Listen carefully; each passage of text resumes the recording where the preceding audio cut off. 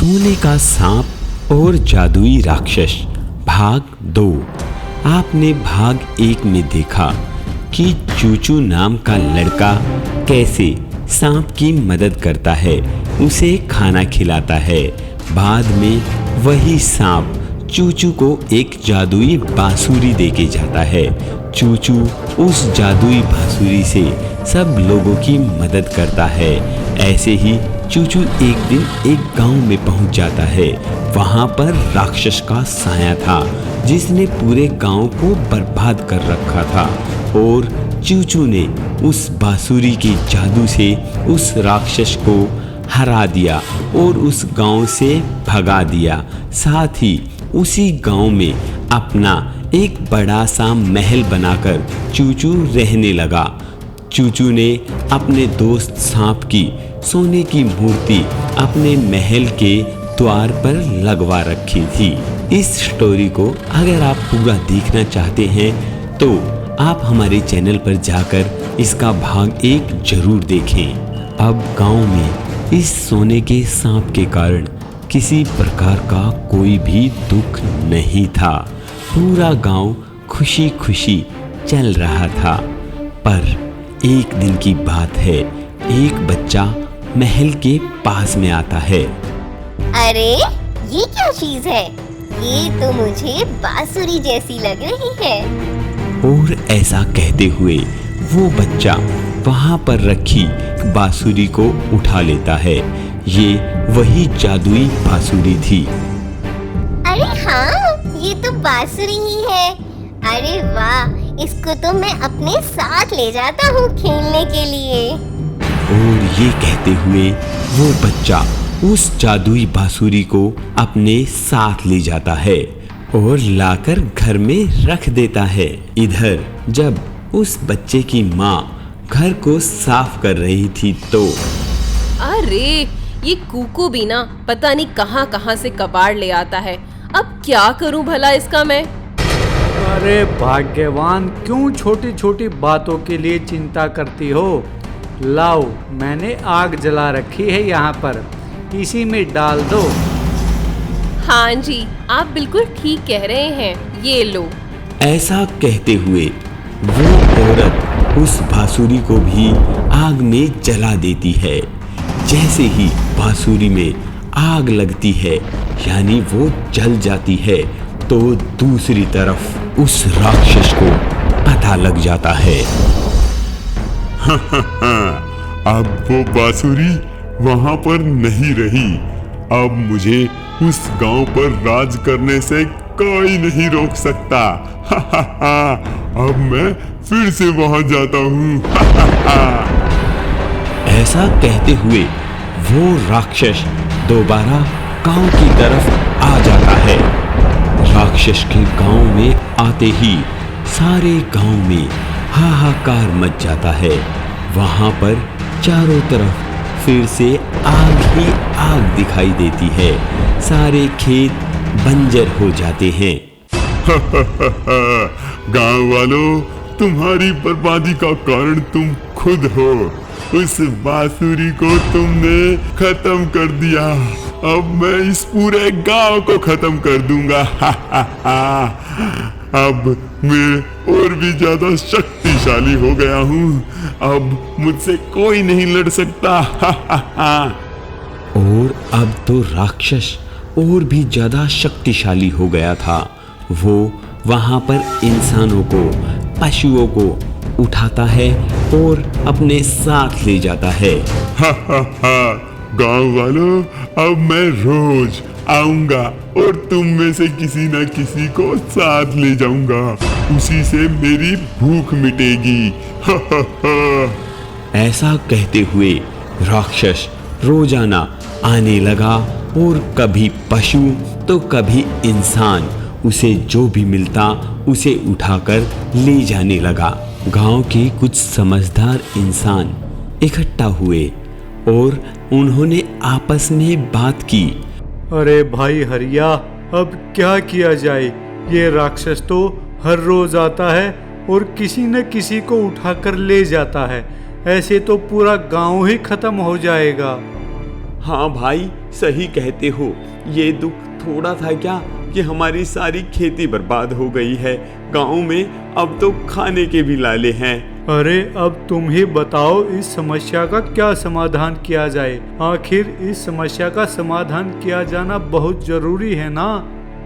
हाँ भाई बिल्कुल, पर तुम लोग घबराओ मत। ये समस्या हमारे गांव में पहली बार नहीं आई। ऐसा काफी समय पहले भी हमारे गांव में एक बार हो चुका है। जो वो जंगल वाला महल है ना, वहाँ पर एक महान पुरुष रहते थे। उन्होंने ही बांसुरी से ऐसे एक राक्षस को पहले भगाया था। बांसुरी? हाँ हाँ, बांसुरी का जिक्र तो वो राक्षस भी करता है जब यहाँ पर आता है।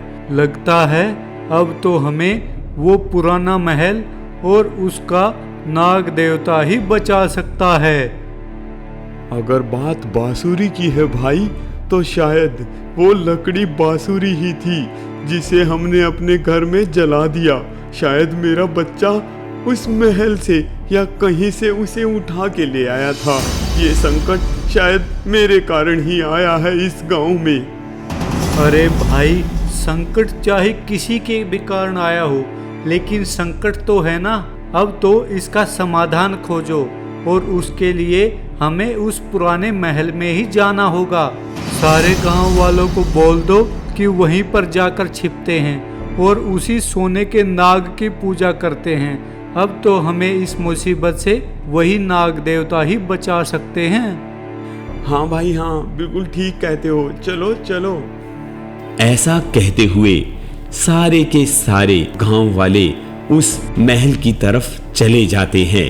राक्षस भूख लगते ही दोबारा से गांव में आता है। अरे कहाँ गए सारे गांव वाले? सारे गांव वाले मुझसे डर कर छुप गए क्या? मैं अपनी भूख मिटाने आया हूँ। ऐसा कहते हुए राक्षस गांव में चारों तरफ इंसानों को देखता है, पर गांव के सारे लोग तो उस पुरानी हवेली में जंगल में जाकर छिप गए थे। गांव में तो कोई भी नहीं है। आखिर कहाँ गए सारे? सारे गांव छोड़कर तो नहीं भाग गए मेरे डर से। अब मैं क्या खाऊंगा?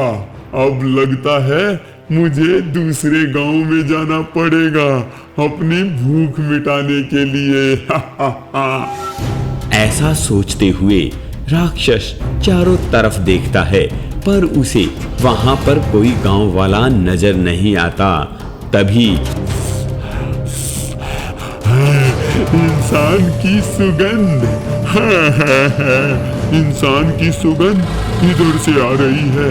इस जंगल में छिपे हैं सारे, उधर ही जाना पड़ेगा।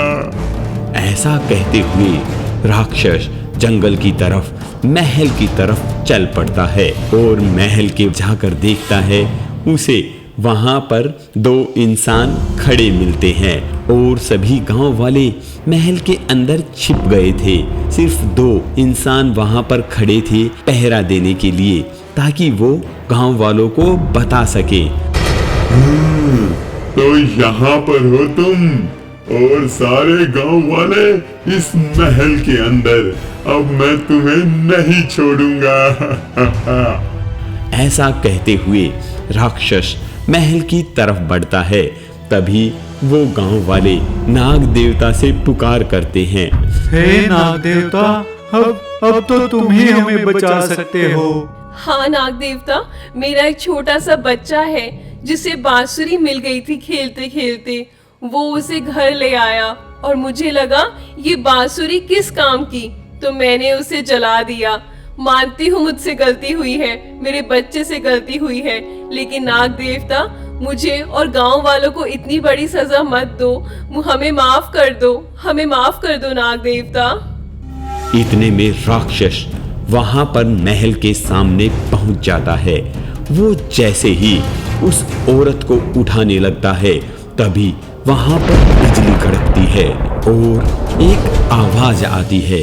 हे राक्षस, अगर तुम अपना भला चाहते हो तो तुरंत इस गांव और इस जगह को छोड़कर यहाँ से चले जाओ, अन्यथा यह तुम्हारे लिए बहुत बुरा होगा।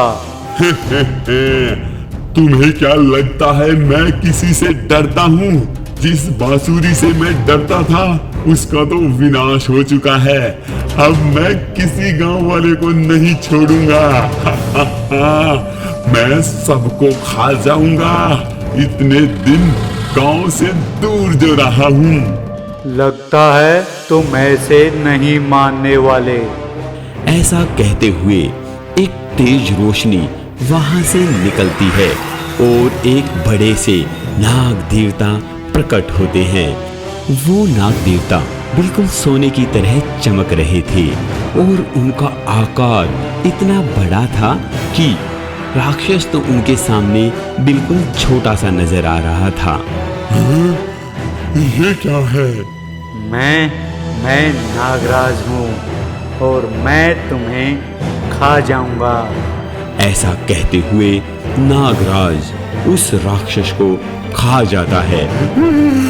मुझे बचाओ, मुझे बचाओ। और राक्षस का अंत हो जाता है।